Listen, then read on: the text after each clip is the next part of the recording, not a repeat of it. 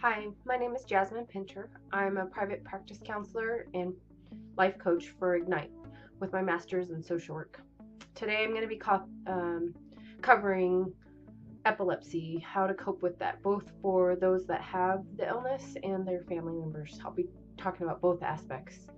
Much of this information that I've collected today that I'll be sharing with you is taken from the Center for Epilepsy and Seizure Control in British Columbia. There are actually several different types of epilepsy that fall under a spectrum of brain disorders, ranging from severe, life-threatening, and disabling to ones that are less debilitating. In epilepsy, the normal pattern of neuron activity becomes disturbed, causing some strange sensations, emotions, and behavior. This can include convulsions, muscle spasms, loss of consciousness. And once it's diagnosed, it's important to begin treatment as soon as possible. For about 70% of those diagnosed with epilepsy, seizures can be controlled with modern medicines and surgical techniques. However, epilepsy can't be cured, something that you'll live with for the rest of your life. Reaction to diagnosis can range from guilt, dismay, fear, embarrassment, and also just regarding them as a routine matter, something that you'll end up having to come to terms with living with. Many individuals with epilepsy and their families withdraw from social interaction and normal activity. Sometimes that's based on the seizure activity and things kind of being a little out of control, but other times withdrawal can mean a low self-esteem or depression. Family members of individuals with epilepsy may also be vulnerable to depression and low self-esteem.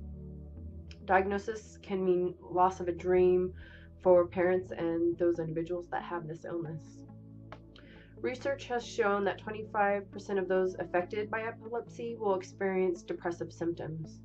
Risk factors can include negative attitude towards seizures and poor family relations. Emotional problems related to the disorder may be more likely to result if the individual has central nervous system damage, poor seizure control, and family stress, such as marital discord, financial issues, poor social support, and unresolved losses. While treating epilepsy, it's important to pay attention to coping with the psychosocial aspects, not just seizure control. One of the most important factors is getting as much information about your particular form of epilepsy. It is well documented that the level of understanding of this illness results in better outcomes as far as how you cope with it and the feeling that you have control over what's going on. Current research is ongoing about seizures. So drugs, there's new medications that come out and how those are relate to other medications that you may be on, and activity level and behavior as well. Since epilepsy affects each individual in a different way, obtaining information about your specific situation is really important. In the psychological research, illness behavior is differentiated from illness itself. So this behavior is your unique reaction to the illness or diagnosis, and people react to it in all sorts of ways. It has elements of conscious choice, so you can decide over time. Maybe initially it's not as conscious of a choice, but you can decide that this illness is the worst thing or the best thing that's happened to you. You can choose to give up or kind of focus on this head on. You can continue to be angry and devastated, or you can find ways to cope and find ways that help your family and those around you, and maybe even others that have this same disorder. Adjustment to the diagnosis of epilepsy and its impact is a process itself. It's natural for individuals and their families to experience disbelief, anxiety, fear, anger, and depression. Understanding and accommodating to all these emotions and changes takes some time, and initially it's difficult to stop and reflect on what's going on and how to control it, but you can often feel powerless or like, I can't take this away from somebody else, helpless, and feel like you're just kind of hanging out there on your own. It's helpful eventually to take the time to engage in self-reflection, to explore how epilepsies influence both you and your family, and the impact in different areas of your functioning. And that includes how you eat, how you sleep, your personal life, your social life, your work life or school life, financial and spiritual life as well. Reflecting on those can help you discover what your strengths and weaknesses are in this particular situation as well. It can help in identifying areas that are difficult and how you might need support. Acknowledging and discussing concerns with a friend and family or mentor is really important. Also, finding others that have lived through similar circumstances can be really helpful as well.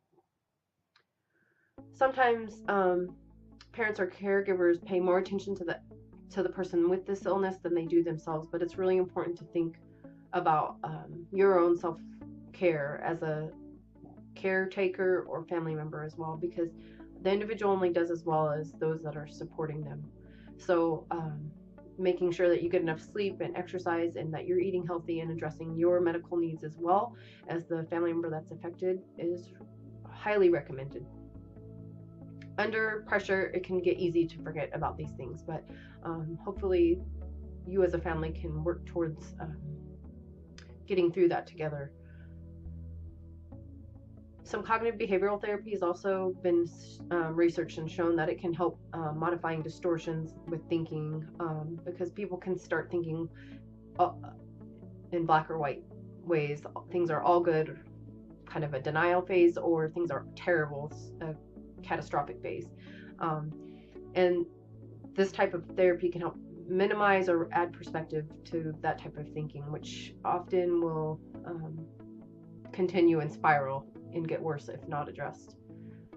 Seeking family therapy to deal with the conflict, both individually in dyads or triads, which is like two people going in or the whole family going in, or a mixture of those things, can be really important and helps enhance the ability to cope.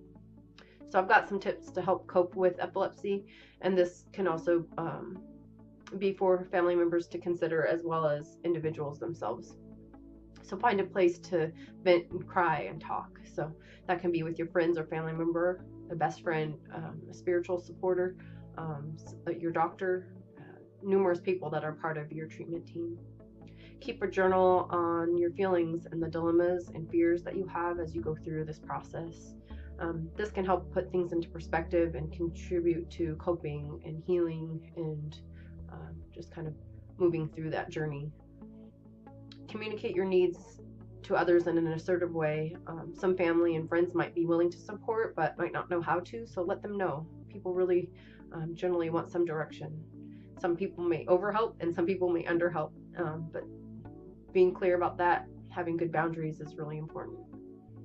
Identify what you enjoy doing and making it a priority to fit that into your routine. So don't let this all be about medical issues, and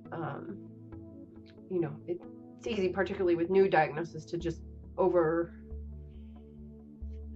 a lot of different things and wonder all the different possibilities and try to kind of research away. But it's important to still live life as a human being and stay engaged in normal activities that you've enjoyed.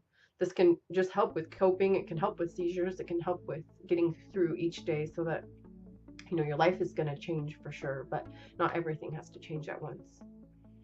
Don't repress your happiness. Seek social outlets with people that have had similar experiences. Don't be afraid to admit negative feelings in an environment that's supportive. When words are inadequate to express feelings, find other ways that you can do that, whether it's painting or journaling or crafts or something related to music, art, poetry, photography. All of those things can help cope and express kind of this inner world that you may not find the words to show others what you're going through. Explore your faith. Find the spiritual significance of what you're going through and how it's going to affect you over time.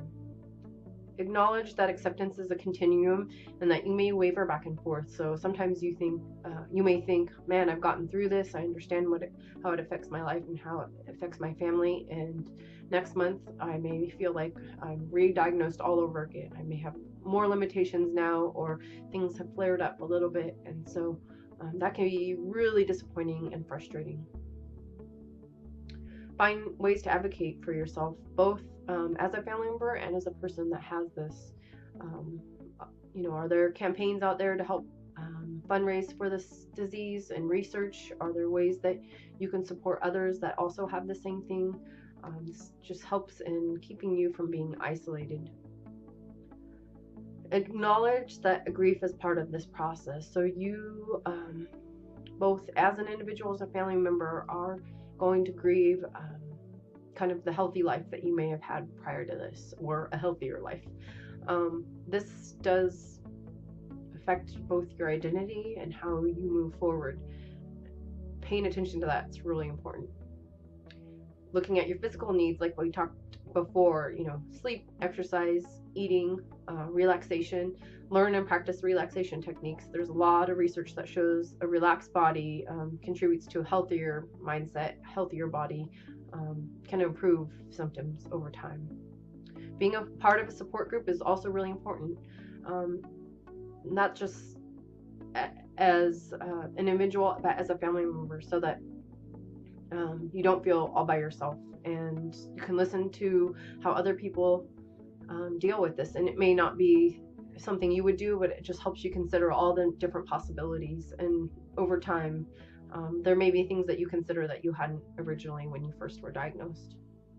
Support services can also be important. So this might be at a nonprofit agency or foundation, may have ways that you can contribute, and or how they can contribute to helping you. Staying privy to new research, talking to your doctors and your medical team. I always recommend that. I think it's good to ask questions because everyone is different, and some people are willing to try new things to see if they'll work, even if the research out there is still pretty new. And I think it's important for you to consider how you're going to live with this and how you move forward. So that's today's video on coping with epilepsy. I thank a person I just met the other week for this suggestion, and I hope that you all will find this helpful. Stay tuned. I encourage you to subscribe, comment, share this video with anyone else. I have more videos coming out. I'm trying to do them weekly. I have one coming up on creating boundaries with others, and how to recover after a major surgery. So take care, and I'll talk to you soon.